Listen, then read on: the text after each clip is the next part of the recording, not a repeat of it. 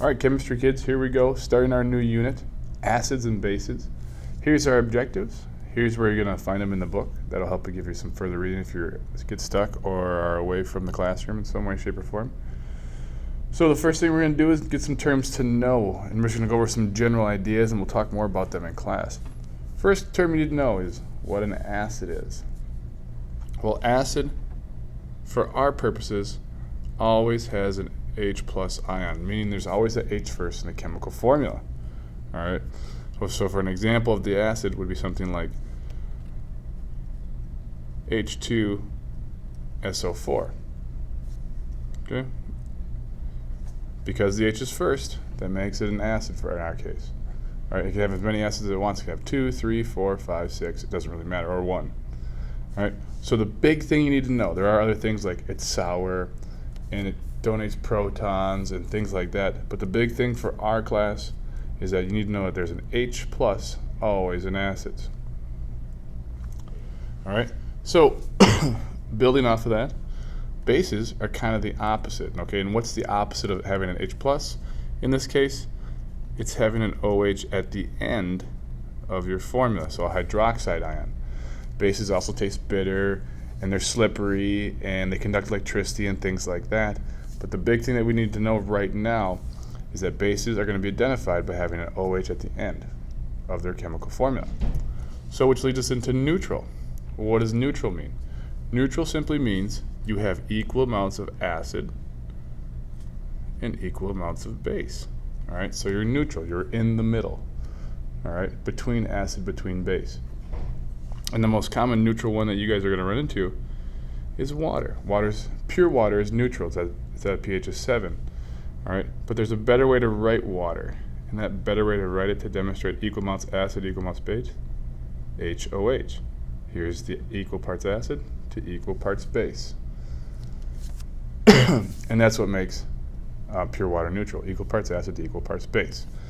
All right, so when we measure how strong an acid or base is or how weak they are, we use different scales, and the two scales we're going to worry about right now are going to be the pH and POH. The reason why the H is capitalized is because it has to do with hydrogen. So how much hydrogen you're measuring. Okay, so it's how much hydrogen is present. So this is going to be, you could say parts, you could say power, it doesn't really matter. The parts hydrogen in there. And remember, this scale goes from about 0 to 14. Some would say 15-ish. Some would even say it goes negative. All right, but for our purposes, 0 to 14 will work just fine. 0 to 6.9 is going to be your acid. 7 is going to be neutral. And anything above 7 to 14 is going to be your base. All right, so the extremities, in other words, the 0 to 14, that's where your strong acids and bases are going to be. And as you get more towards neutral, it's where your weak acids and bases are going to be. Now, if this one is parts hydrogen, this is parts hydroxide. OH minus. Okay, and the scale is opposite, actually. It's still a 0 to 14 scale, but now the acids, because you're measuring how much hydroxide ions, but now the acids are going to be from 14 to 7. Neutral is still 7, and anything below 7 is going to be your base.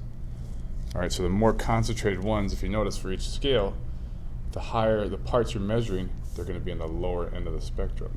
Okay? So realize what we're measuring when we talk about pH and POH.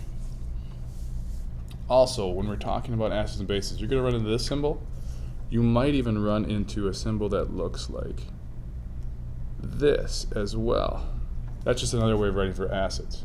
Okay, so these two are kind of interchangeable, so to speak.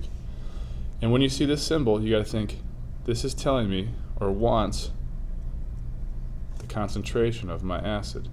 And if you remember back from the solubility unit, we measure concentration in molarity. Capital M is the abbreviation.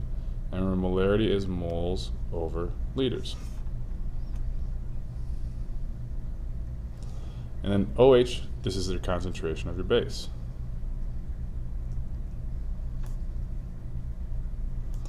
All right, and again, measured in molarity. And what's molarity's formula? Moles over liters. All right, so if you know these terms and have an idea about them, it should help you understand things a little bit better, all right, as we go on. So hope this helped for the intro.